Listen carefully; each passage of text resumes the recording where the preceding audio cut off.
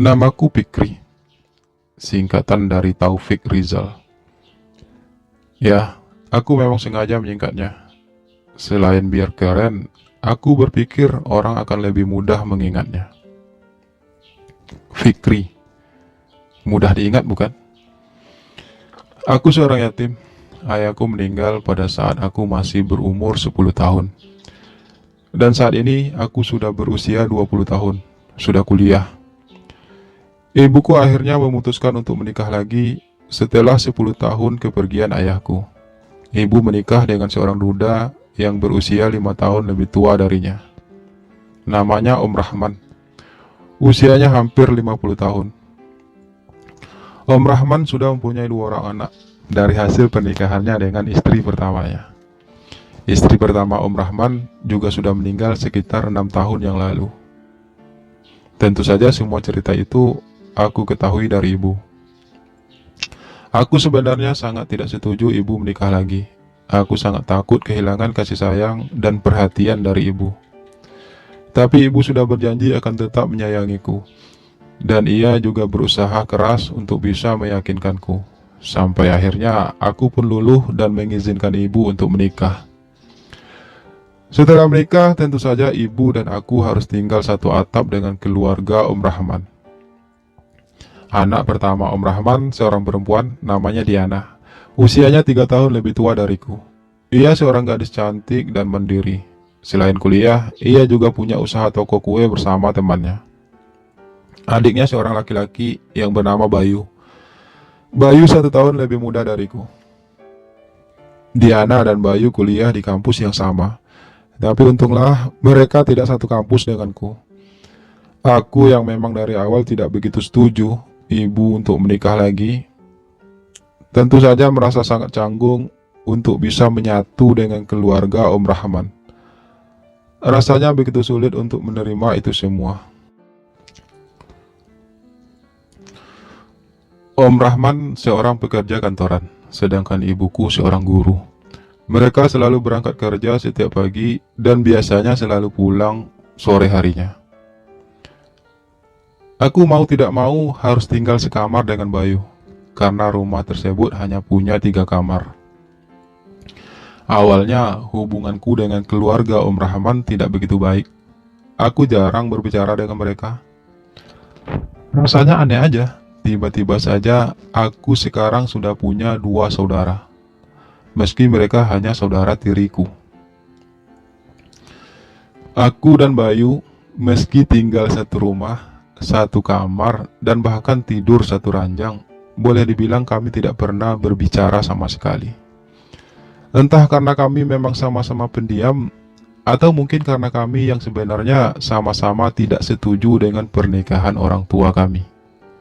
Aku belum menemukan jawabannya sampai saat itu. Ibu dan Om Rahman sepertinya sudah sangat berusaha untuk berlaku adil terhadap kami.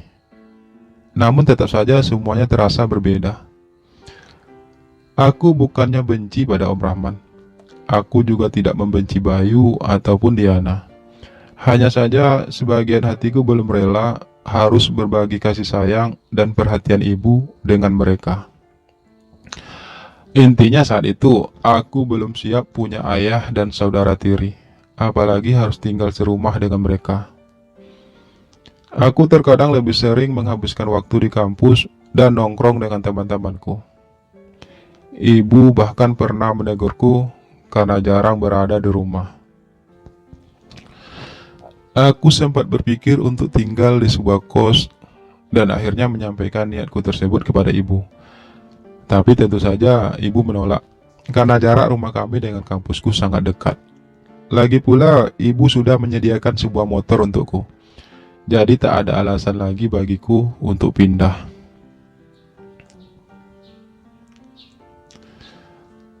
Hari-hari berlalu dengan rutinitas yang terkadang terasa sangat membosankan bagiku. Ingin rasanya kupacu waktu hingga aku lulus kuliah dan mendapatkan pekerjaan yang membuatku akan punya alasan untuk tidak lagi tinggal satu atap dengan keluarga ayah tiriku. Berbulan-bulan aku tinggal sekamar dengan Bayu, tanpa sadar, aku mulai hafal beberapa kebiasaannya. Bayu tipe seorang anak rumahan, selain seorang pendiam tentunya. Ia hanya keluar rumah untuk kuliah. Selebihnya, Bayu lebih banyak menghabiskan waktu di rumah. Di rumah pun ia lebih sering berada di kamar. Dia ternyata punya hobi menulis, sebuah hobi yang selalu aku hindari selama ini. Aku memang paling malas kalau disuruh menulis. Hobi menulis Bayu ini bukanlah sebuah hobi menulis biasa menurutku. Tulisannya bagus, karena pernah pada suatu ketika aku memergoki tulisannya di atas meja belajar. Meja belajar itu memang kami pakai secara bergantian tanpa kesepakatan apapun. Yang tentu saja Bayu lebih sering berada di sana. Entah mengapa aku menjadi tertarik untuk membacanya. Sebuah cerita pendek tentang cinta yang romantis. Alur ceritanya sangat menarik, yang membuatku jadi penasaran untuk membacanya sampai selesai. Tulisan kamu bagus. Kenapa nggak bikin blog atau diajukan ke penerbit? Ucapku asal, karena memang aku tidak mengerti bagaimana proses sebuah tulisan itu bisa dipublikasikan. Bayu terlihat cukup kaget mendengar kalimatku barusan. Aku tahu, ia bereaksi demikian bukan karena isi kalimatku yang memang biasa saja. Tapi kami sama-sama tahu bahwa itu adalah kalimat pertama yang aku tujukan padanya. Setelah berbulan-bulan kami tinggal sekamar. Aku sendiri sebenarnya juga tak percaya kalau aku akan berkata demikian. Namun aku tidak bisa menahan keinginanku untuk mengungkapkan rasa kagumku atas karyanya. Lama Bayu terdiam. Aku juga tidak berharap ia akan membalas ucapanku. Aku berdiri dari kursi belajar itu, kemudian melangkah menuju ranjang. Aku mengempaskan tubuhku dan kemudian menarik napas panjang. Rasanya capek juga setiap malam kami lalui hanya dengan saling membisu. Terkadang terpikir juga olehku untuk mulai membuka diri dan memulai sebuah pembicaraan dengan Bayu.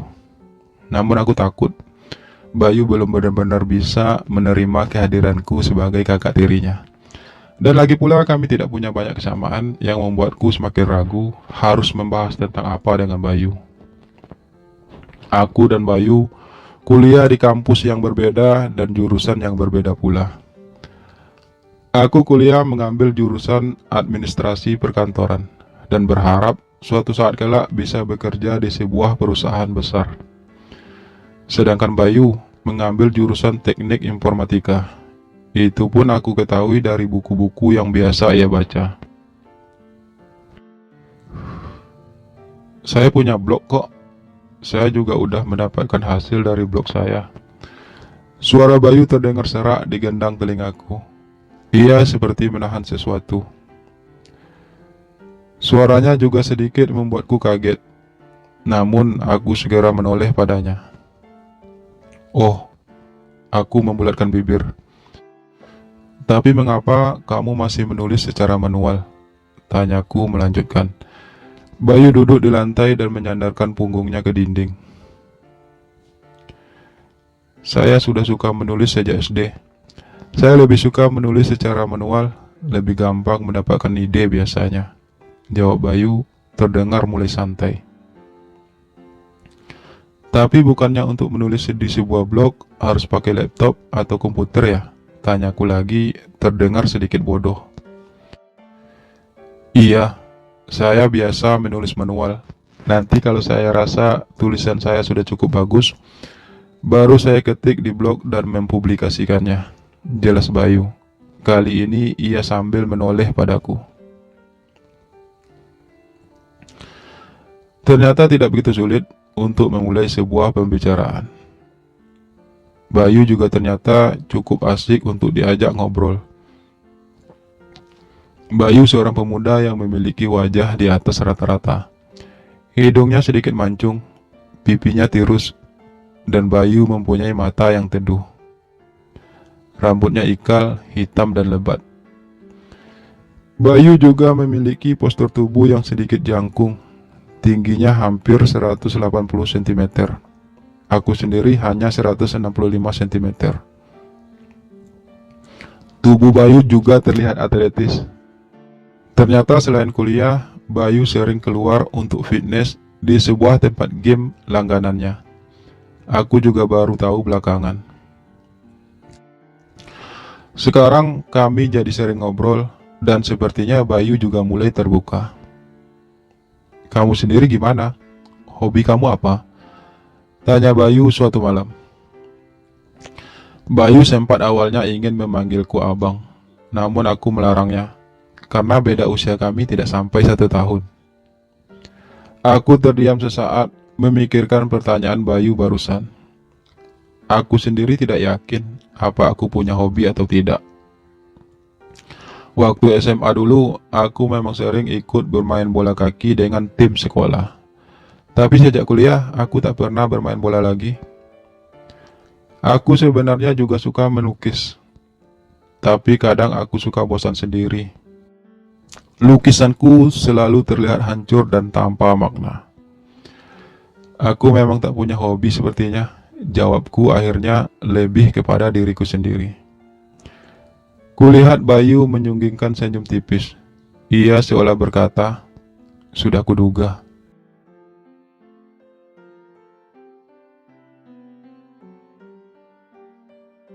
Semakin mengenal Bayu, entah mengapa, aku justru merasa semakin nyaman mengobrol dengannya. Kalau harus jujur sih, aku bahkan mulai mengaguminya.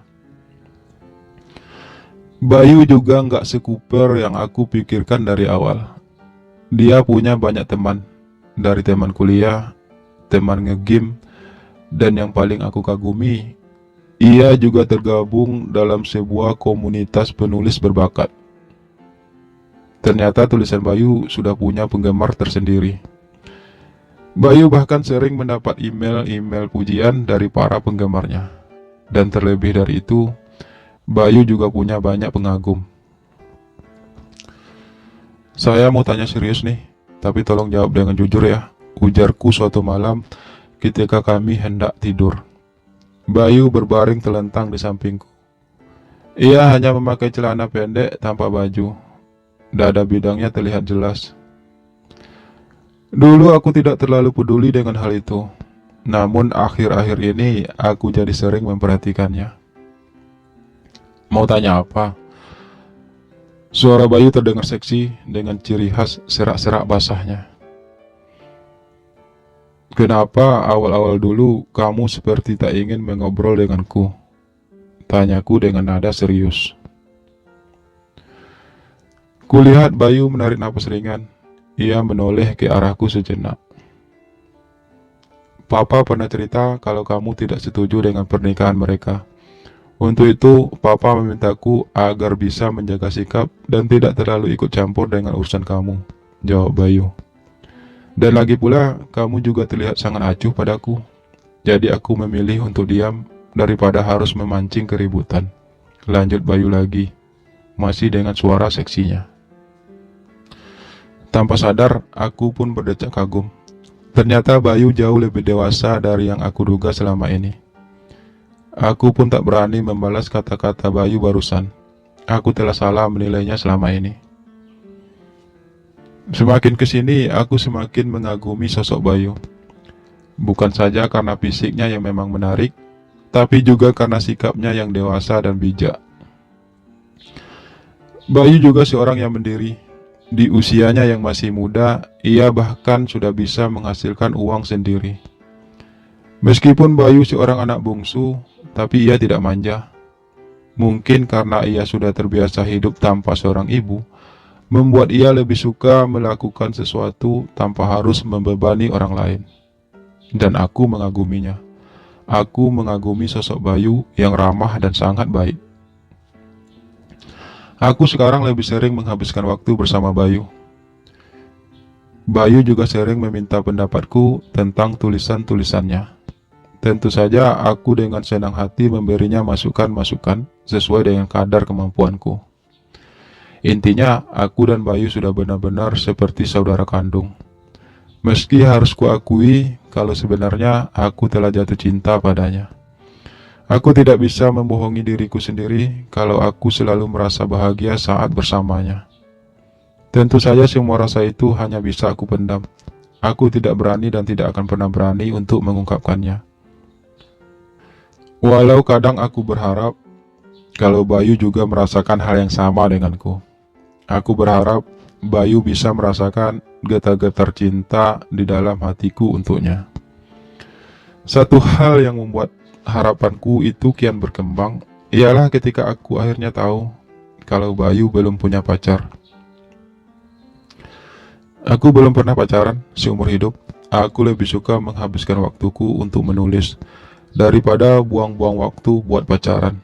Begitu jelas Bayu padaku ketika aku dengan cukup berani mempertanyakan tentang statusnya. "Kamu?" tanya Bayu kemudian. Aku juga belum pernah, jawabku sedikit ragu. Sebenarnya aku dulu waktu SMA pernah dekat dengan seseorang. Boleh dibilang dia itu sahabatku, tapi aku jatuh cinta padanya. Aku bahkan dengan cukup berani mengungkapkannya, yang membuat hubungan persahabatan kami semakin renggang dan akhirnya terputus begitu saja. Karena ternyata sahabatku itu tidak merasakan hal yang sama denganku. Dan lebih parahnya lagi, dia itu seorang laki-laki, sama seperti Bayu. Tapi aku percaya sahabatku itu tidak akan menceritakan kepada siapapun tentang aku yang ternyata seorang gay.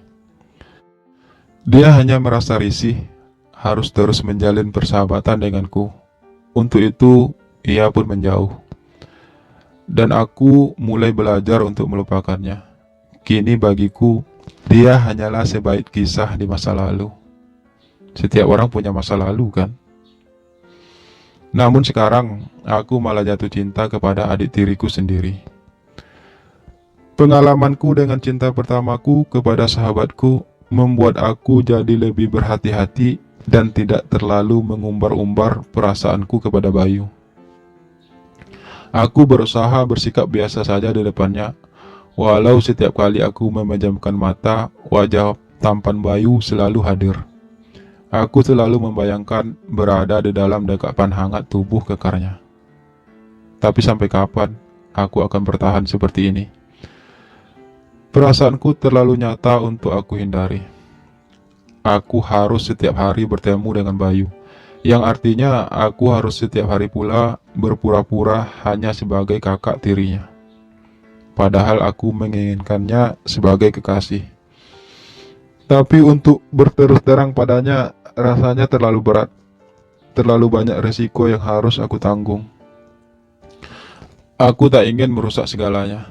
Aku tak ingin merusak kedekatan kami yang terasa begitu indah bagiku. Meski itu semua hanyalah hubungan sebuah persaudaraan.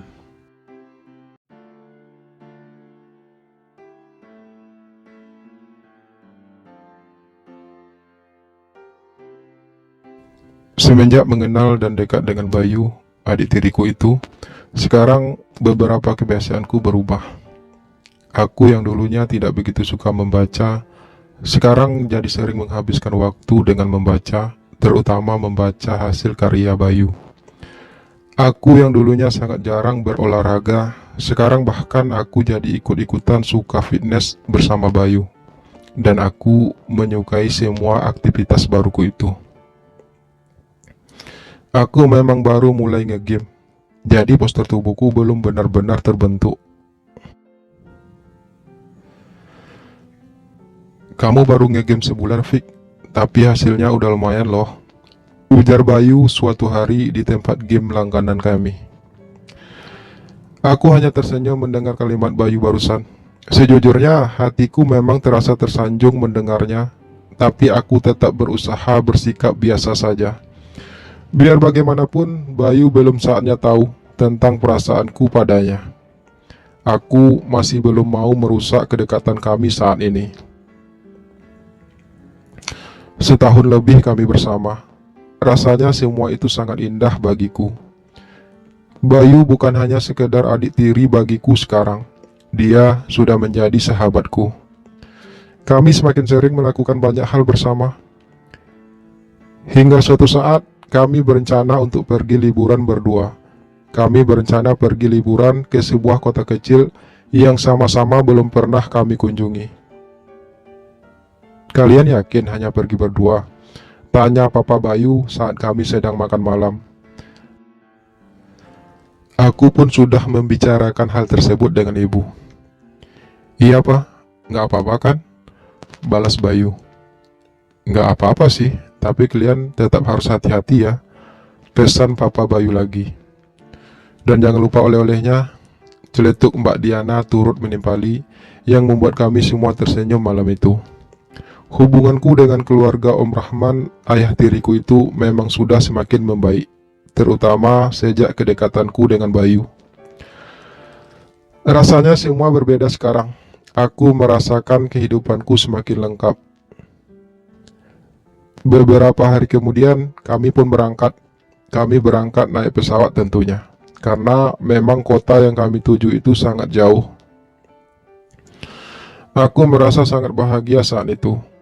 Dalam seminggu ke depan, aku akan menghabiskan waktu hanya berdua dengan Bayu, sang adik tiriku yang menjadi idaman hatiku. Sesampai di sana, kami langsung mengambil sebuah kamar hotel yang tidak terlalu besar, setidaknya untuk bisa menghemat pengeluaran kami. Hari pertama kami habiskan dengan menjelajahi kota kecil itu yang masih menyimpan banyak bangunan-bangunan kuno dan juga pasar tradisional. Hari selanjutnya kami habiskan dengan bermain-main dan mandi di beberapa pantai yang memang berjarak tidak begitu jauh dari pusat kota tersebut. Di sekitaran kota tersebut memang terdapat banyak pantai dan juga bukit-bukit kecil yang memiliki pemandangan yang sangat indah. Kami menghabiskan beberapa hari untuk menjelajahi pantai-pantai dan bukit-bukit tersebut.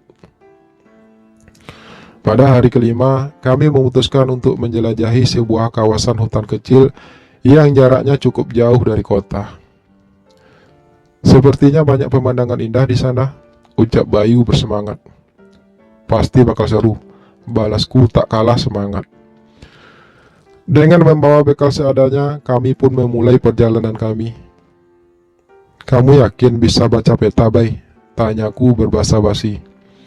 Iya, bisalah. Kenapa? Kamu gak yakin? Tanya Bayu balik. Yakin sih, tapi takutnya nanti kita kesasar. Balasku ringan. Udah, kamu tenang aja. Kita pasti gak bakalan nyasar kok. Balas Bayu lebih santai. Kawasan hutan tersebut memang sudah kami ketahui tidak terjangkau oleh jaringan, terutama jaringan internet. Untuk itu kami hanya mengandalkan peta sebagai pemandu kami. Dan kami juga tidak ingin mengeluarkan uang untuk membayar pemandu lokal. Rasanya lebih menantang, itu aja sih. Kami pun mulai mengelilingi hutan tersebut, sambil sesekali mengambil beberapa foto untuk kami abadikan. Setelah hampir seharian berkeliling, kami mulai merasa lelah. Kami memutuskan untuk beristirahat sejenak. Waktu terasa cepat berlalu. Hingga sore pun datang, kami pun berencana untuk segera keluar dari hutan. Namun saat menuju jalan pulang, tiba-tiba kami kehilangan arah. Kita nyasar nih pasti. Kamu bisa baca peta nggak sih, Bay? Suaraku sedikit lantang. Selain karena mulai lelah, aku juga mulai merasa khawatir karena hari sudah mulai gelap. Bisa, Fik, tapi kayaknya arahnya berbeda dengan yang di peta. Balas Bayu beralasan. Setelah berjalan cukup lama, malam pun akhirnya tiba. Namun kami belum juga menemukan jalan keluar. Rasa lapar mulai menyerang kami. Beberapa kali kami mencoba menggunakan handphone, namun memang tidak ada jaringan sama sekali. Karena merasa lelah dan lapar, kami pun memutuskan untuk beristirahat dan tidur di hutan malam itu. Karena lapar dan lelah, kami pun tertidur cukup pulas, walau dengan perasaan penuh was-was dan takut, serta begitu banyaknya nyamuk yang mengganggu. Saat terbangun di pagi harinya, kami pun bersegera mencari jalan keluar kembali. Seharian kami berkeliling, namun kami masih terus berada di tempat yang sama.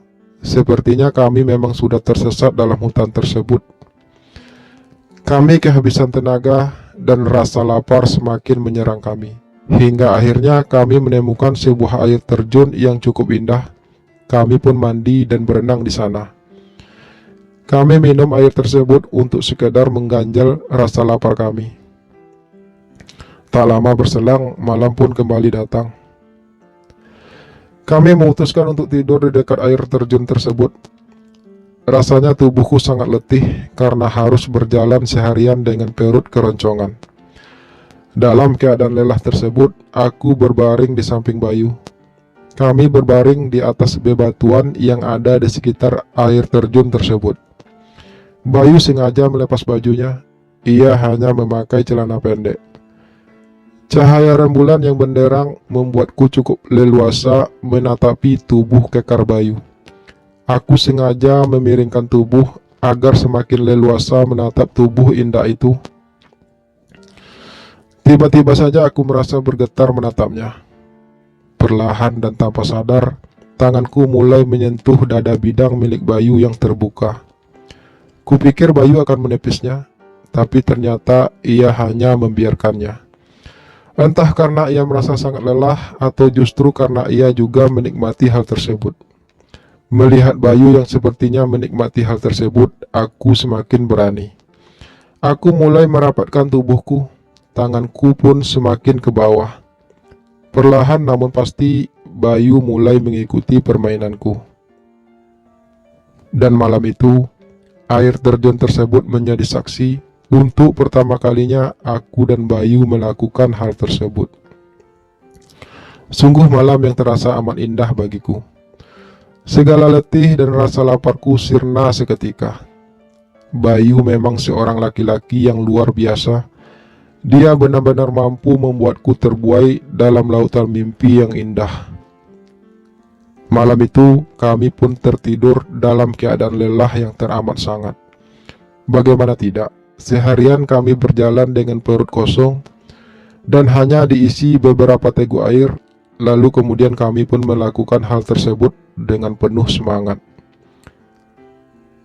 Paginya, kami pun terbangun dengan tubuh yang terasa lunglai. Beruntunglah pagi itu, seorang penduduk lokal menemukan kami dan mengantar kami kembali ke kota. Kami kembali ke hotel dan bersiap-siap untuk kembali pulang ke rumah. Entah mengapa, sejak kejadian di air terjun itu, aku merasa Bayu tiba-tiba berubah. Ia tidak seriang seperti pada awal liburan kami dimulai. Dia jadi jarang bicara. Bahkan boleh dikatakan dia tak berbicara sepatah kata pun denganku. Walau aku sudah berusaha untuk mengajaknya mengobrol, namun Bayu tetap diam tak bergeming. Bayu tetap mendiamiku hingga kami tiba di rumah. Sepertinya kedekatan kami selama ini tiba-tiba sirna karena kejadian malam itu. Aku masih terus berusaha mendekati dan mengajak Bayu untuk berbicara. Tapi Bayu memang tidak ingin memulai pembicaraan denganku. Ada apa dengan Bayu? Batinku penuh tanya. Marahkah ia padaku karena kejadian di air terjun itu? Tapi bukankah ia juga sangat menikmati hal tersebut? Aku jadi bingung sendiri dibuatnya.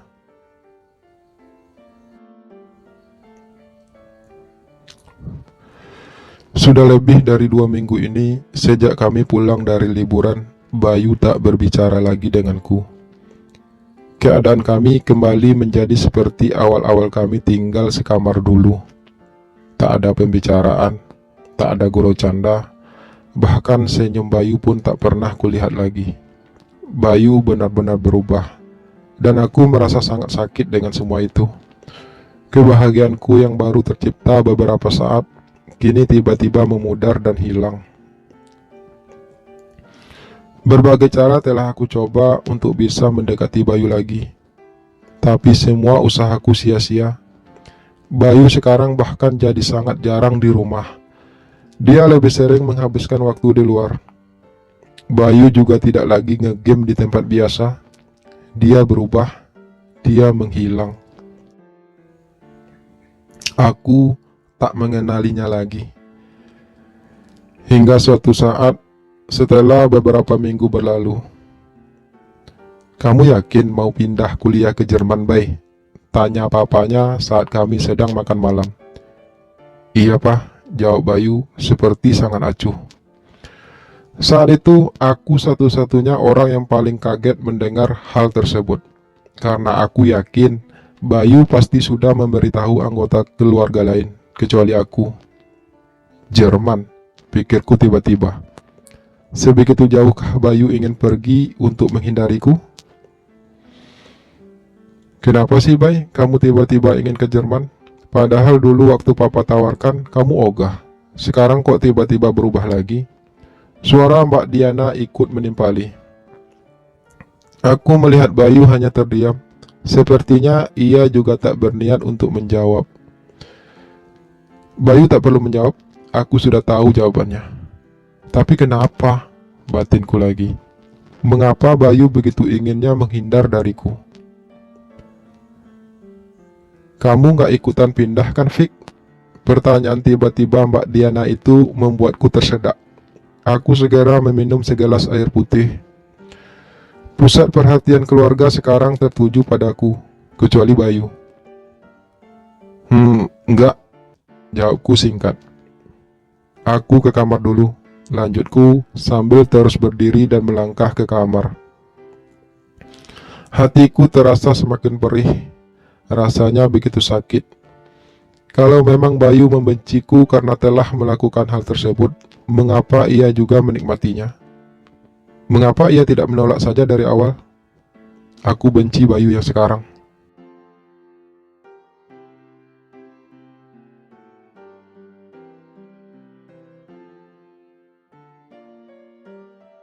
Bayu akhirnya pindah, dan aku merasa kesepian, benar-benar kesepian. Tak mudah bagiku menjalani hari-hari tanpa ada Bayu lagi. Aku merasa rapuh. Tapi aku harus kuat. Bayu sudah membuat pilihannya sendiri, dan aku harus menghargai itu. Meski Bayu bahkan tidak mengucapkan kata perpisahan padaku. Namun itu pilihannya, dan aku harus belajar melewati hari tanpa dirinya lagi. Aku tetap menjalani aktivitasku seperti biasa, berusaha untuk tetap terlihat tegar. Sampai satu saat, setelah lebih dari sebulan kepergian Bayu, aku pun berkenalan dengan seorang personal trainer baru di tempat aku biasa ngegame. Namanya Maher, seorang pria dewasa yang berperawakan tampan dengan tubuh yang sangat kekar. Meski tetap saja Bayu lebih menarik bagiku. Entah mengapa aku selalu membandingkan setiap pria yang aku temui dengan Bayu. Mungkin karena aku masih selalu memikirkannya. Bertemu dan berkenalan dengan Maher membuatku semakin rutin datang ke tempat game. Harus aku akui kalau Maher perlahan telah mampu menarik perhatianku. Kami jadi sering ngobrol, dan darinya aku tahu kalau Maher sudah berusia 30 tahun. Dia punya usaha kuliner yang cukup maju, dan menjadi personal trainer adalah pekerjaan sambilannya. Seperti ceritanya, Bang Maher memang belum menikah, meski hidupnya sudah cukup mapan. Saya gay, jadi saya nggak punya ketertarikan sama perempuan. Untuk saat ini, saya memang belum ingin menikah. Saya masih ingin menikmati masa lajang saya, jawab Bang Maher penuh keterbukaan.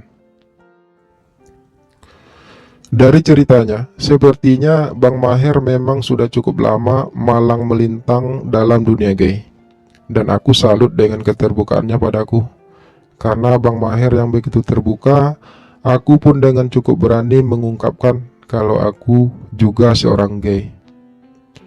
Sudah saya duga, ucap Bang Maher mendengar pengakuanku. Dari mana abang tahu? Tanyaku penasaran. Cowok gay itu sangat mudah ditebak. Kalau ia sering memperhatikan cowok-cowok kekar, sudah pasti ia gay. Karena kalau ia cowok normal, ngapain ia memperhatikan cowok? Dan aku sering melihat kamu memperhatikan saya walau dari kejauhan. Jelas Bang Maher yang membuatku tersipu malu. Harus aku akui, aku memang sering memperhatikan Bang Maher secara diam-diam. Tapi ternyata ia menyadarinya. Abang tertarik gak sama saya? Tanyaku lebih berani lagi. Kami ngobrol di sebuah kafe setelah kami membuat janji bertemu. Secara fisik, ya, saya tertarik, jawab Bang Maher tegas. Kamu tampan, sedikit kekar sih, tapi kulitmu putih mulus. Aku suka cowok yang bisa merawat tubuhnya dengan baik. Bang Maher melanjutkan yang membuatku tersanjung. Namun kalau kita berbicara soal hati, itu adalah hal yang rumit. Tidak mudah untuk jatuh cinta, apalagi saya sudah sering mengalami kegagalan dalam berhubungan dengan sesama laki-laki. Kita harus mengenal karakter masing-masing. Ucapan Bang Maher terdengar diplomatis di telingaku. Bang Maher memang sudah benar-benar matang. Kamu sendiri gimana? Tanya Bang Maher kemudian. Aku juga nggak tahu perasaanku saat ini, Bang. Seperti yang abang bilang, cinta itu sesuatu yang rumit. Tapi sejujurnya, aku memang tertarik secara fisik sama abang. Jawabku jujur. Selanjutnya kami mulai berbicara lebih terbuka lagi, terutama tentang urusan ranjang. Cerita kami semakin lama semakin terdengar vulgar. Bang Maher sepertinya memang sengaja memancing suasana. Hingga akhirnya dari kafe kami pun pindah ke hotel. Karena merasa sama-sama tertarik secara fisik, kami pun tidak enggan lagi untuk mulai melakukan hal tersebut. Ternyata Bang Maher benar-benar sudah berpengalaman dalam hal tersebut. Yang aku rasakan malam itu bersama Bang Maher berkali-kali lebih indah daripada saat aku melakukannya pertama kali dengan Bayu. Bang Maher bukan hanya perkasa, tapi juga tangguh. Malam itu bahkan kami hampir tidak tidur semalaman. Sungguh malam yang luar biasa bagiku. Apalagi aku masih terus berjuang untuk bisa melupakan Bayu seutuhnya. Hari-hari berikutnya aku dan Bang Maher jadi sering bertemu. Bukan saja pada saat kami di tempat game, tapi kami juga sering membuat janji bertemu di hotel. Sepertinya ketertarikan kami secara fisik benar-benar membuat kami ketagihan untuk terus melakukannya. Selama dengan kamu, sepertinya aku mulai menyukai kamu, Fik. Tegas suara Bang Maher malam itu, ketika kami bertemu kembali untuk kesekian kalinya di sebuah hotel. Mungkin aku juga telah jatuh cinta sama kamu. Lanjutnya lagi. Aku terdiam. Aku sebenarnya juga masih bingung dengan perasaanku. Bang Maher memang sangat menarik secara fisik. Dia juga sangat baik padaku. Namun setiap kali aku coba melamunkannya, justru bayangan Bayu yang masih sering hadir. Kenapa aku masih belum bisa move on dari cowok pengecut itu? Gerutuku dalam hati. Padahal Bang Maher sudah jelas-jelas menunjukkan perasaannya padaku. Dan aku juga selalu dimanjanya, yang membuatku selalu melayang setiap kali bersamanya. Maaf Bang, tapi sepertinya aku belum. Ucapku tertahan. Aku takut menyinggung perasaannya. Iya, gak apa-apa. Saya ngerti kok. Jawab Bang Maher cepat. Tapi kita masih tetap bisa seperti ini kan? Tanya Bang Maher melanjutkan kalimatnya. Iya Bang, kalau untuk itu sepertinya abang masih yang terbaik, balasku.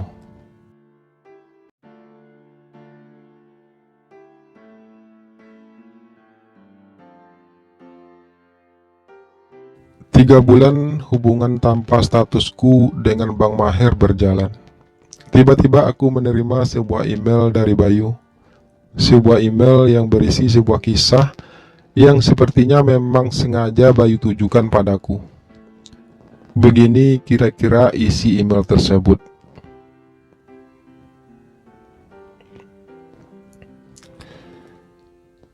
Aku sudah terbiasa mendiri sejak kecil, karena memang dari kecil mamaku sudah meninggal. Aku punya seorang saudara perempuan, namanya Diana. Dia juga gadis yang mandiri. Papaku seorang pengusaha yang boleh dibilang cukup sukses. Secara ekonomi, kehidupan kami memang tidak pernah kekurangan. Apalagi setelah besar, aku mulai menjadikan hobi menulisku sebagai sumber pendapatan. Ya, aku punya sebuah blog yang memuat semua cerita-cerita hasil karanganku sendiri. Dari tulisan-tulisan tersebut, aku pun bisa menghasilkan uang. Setelah beberapa tahun mamaku meninggal, papaku akhirnya memutuskan untuk menikah lagi. Ia menikah dengan seorang perempuan yang menurutku sangat baik dan lembut. Namanya Tante Maya. Ia seorang janda yang sudah punya anak satu. Suaminya sudah lebih dari 10 tahun meninggal.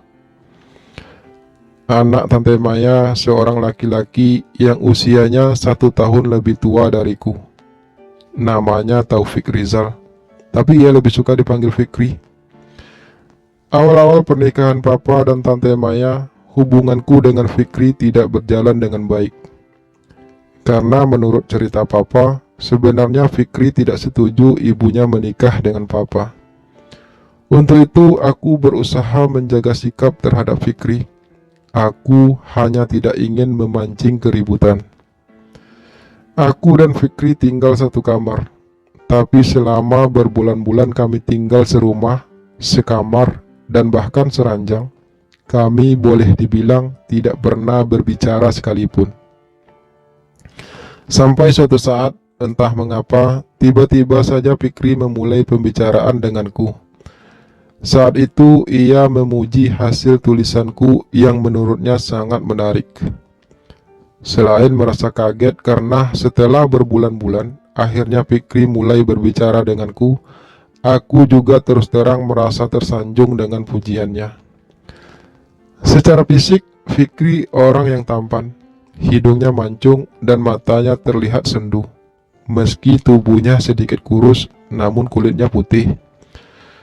Semenjak obrolan pertama kami malam itu, entah mengapa aku mulai memperhatikannya.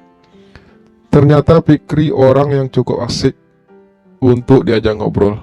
Dia juga sangat baik. Meski kami kuliah di kampus yang berbeda dan jurusan yang berbeda, namun kami punya beberapa kesamaan yang membuat kami jadi semakin cepat akrab. Ternyata Fikri juga hobi membaca, dan ia juga hobi ngegame sepertiku. Sebenarnya aku nggak begitu hobi ngegame, ucap Fikri suatu hari padaku.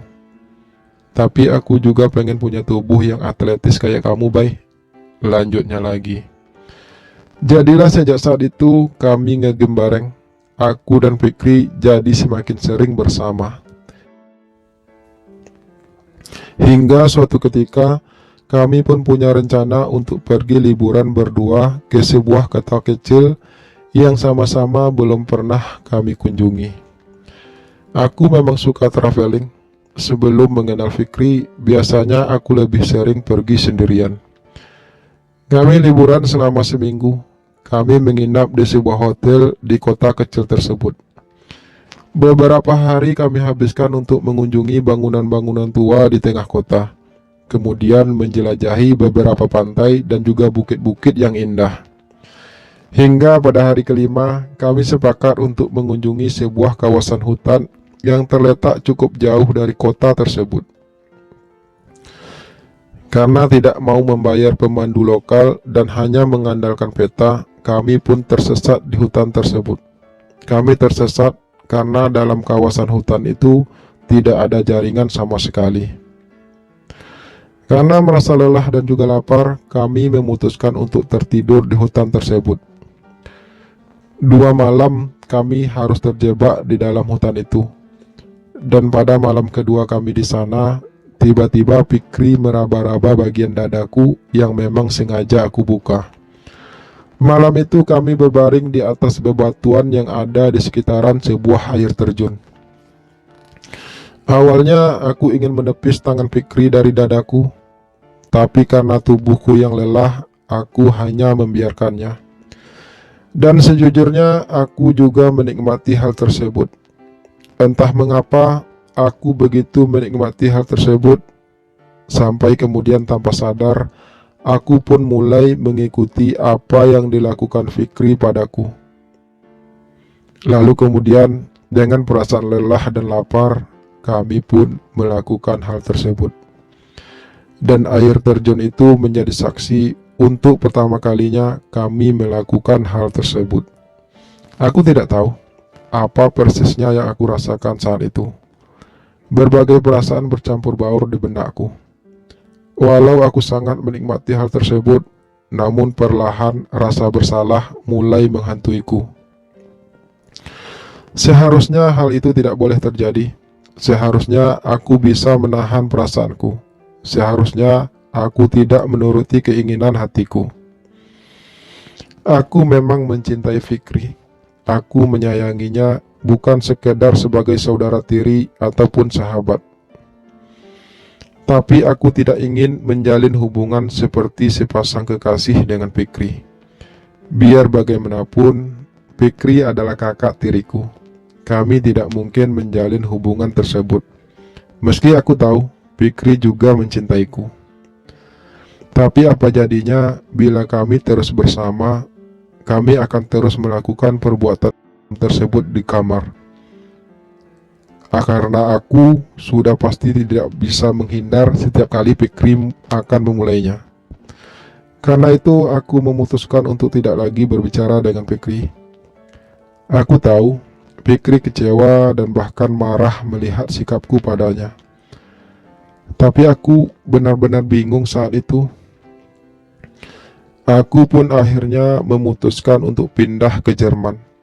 Aku hanya ingin menjauh dari Fikri. Karena jika aku tetap tinggal bersama Fikri, sudah pasti aku tidak akan bisa menolaknya lagi. Mungkin saat ini Fikri sangat membenciku dan menganggap aku cowok pengecut dan tidak jelas. Aku memang tidak ingin menjelaskan apapun pada Fikri, karena aku takut jika aku memulai pembicaraan dengan Fikri, aku pasti tidak akan bisa mengabaikan pesonanya. Kejadian malam itu benar-benar membekas di benakku. Aku selalu mengingatnya. Fikri benar-benar membuatku terlena dengan permainan indahnya. Setiap kali melihat Fikri, aku selalu merasa menginginkannya kembali. Tapi tetap saja aku merasa tidak seharusnya hal itu terjadi. Bagaimana jika kelak akhirnya kedua orang tua kami tahu tentang hubungan kami? Pasti itu akan membuat malu keluarga. Jadi lebih baik aku pergi, meski perasaanku sendiri sakit karenanya. Di sini, di kota yang asing ini, aku merasa kesepian. Aku benar-benar sendiri. Setiap hari bayangan Fikri selalu menghantui pikiranku. Sekuat mungkin aku berusaha untuk melupakan Fikri. Sekuat itu pula rasa rinduku datang. Kini aku tidak tahu lagi harus berbuat apa. Aku hanya ingin Fikri tahu kalau aku sangat mencintainya. Aku sangat membutuhkannya. Awalnya aku berharap dengan pergi menjauh dari Fikri, itu akan bisa menghapus segala rasaku padanya. Tapi ternyata aku salah. Semakin jauh darinya, justru aku semakin tersiksa karenanya. Aku semakin menyadari bahwa betapa berartinya Fikri bagiku. Ternyata aku tidak bisa hidup tanpanya. Aku tahu saat ini mungkin Fikri sangat membenciku karena membuatnya terus-menerus bertanya-tanya kenapa aku harus pergi. Namun melalui tulisan ini aku berharap agar ia tahu semuanya. Aku tidak mungkin kembali ke sana karena pasti hubungan kami tidak akan mendapat restu dari siapapun. Dan bahkan kami tidak akan bebas untuk terus bersama dalam sebuah hubungan asmara. Namun aku berharap Fikri mau menemuiku di sini, di kota asing ini, yang tentu saja kami akan lebih leluasa menjalani hubungan kami. Buat Fikri, andai engkau membaca email ini, kisah ini adalah kisah kita. Aku di sini akan selalu menunggumu, berharap engkau datang dengan segala cinta yang hanya untukku.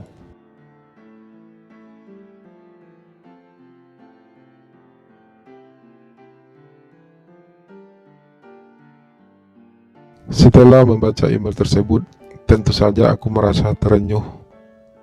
Berbagai perasaan mulai berkecamuk di benakku. Di sini aku bukan lagi Fikri yang dulu. Perasaanku terhadap Bayu mungkin masih sama. Aku masih sangat mencintainya. Tapi aku telah berkali-kali mengkhianati hatiku sendiri. Aku telah berkali-kali melakukan perbuatan yang tak semestinya aku lakukan bersama Bang Maher. Seandainya Bayu tahu apa yang telah aku lakukan, ia pasti akan sangat kecewa padaku. Tapi bukankah itu semua bukan salahku? Bukankah Bayu sendiri yang membuatku jadi seperti ini? Dia yang pergi tanpa penjelasan apapun padaku. Dan sekarang, ia seakan-akan berharap aku akan menyusulnya ke Jerman dan memulai hidup baru bersamanya di sana. Ingin rasanya aku mengungkapkan semua itu kepada Bayu. Ingin rasanya aku segera membalas email tersebut. Tapi aku harus benar-benar berpikir matang sebelum akhirnya mengambil keputusan. Di sini ada Bang Maher yang selalu siap memberikan aku sesuatu yang aku butuhkan, meski aku tak kunjung jua jatuh cinta padanya. Dan di sana ada Bayu yang memang sudah sejak lama aku cintai. Tapi jika aku menyusulnya ke sana, itu artinya aku harus rela meninggalkan semua yang ada di sini, termasuk ibuku. Karena jika aku menyusul Bayu ke sana, kami pasti akan menetap cukup lama di sana. Sebab, seperti kata Bayu, hanya di sanalah kami akan bebas mewujudkan cinta kami. Sekarang aku menjadi semakin bingung, benar-benar bingung.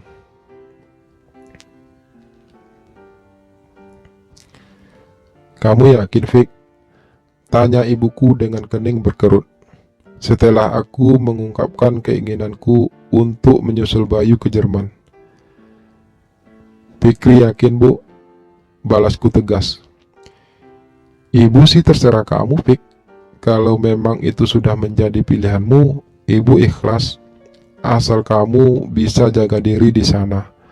Ucap ibu lagi, kali ini dengan nada yang sangat lembut.